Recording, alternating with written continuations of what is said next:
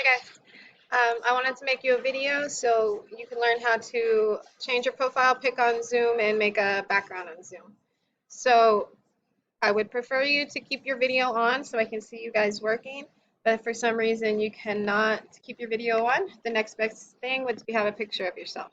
So you're going to have to click onto your Zoom and make sure you're on the home button down here because you have home, chat, meetings, and contacts, but you need to be on home. You go to settings.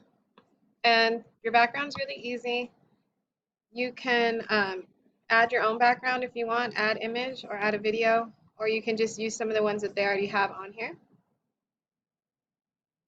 So it's simple to do your background. And then for your profile, though, that one's a little bit harder to change your profile picture. You go to Profile.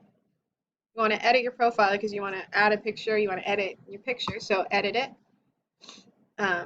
It's kind of hidden. Let me exit out of that. And then you'll see that you can change your picture. You want to upload a new picture, so you can upload it from your computer. So take some time and try to do that so that if you can't use your video, then you at least have a picture to use. And the background's good for like if you have a messy room, then that hides all the messiness. If you have any other questions, let me know or by emailing or commenting.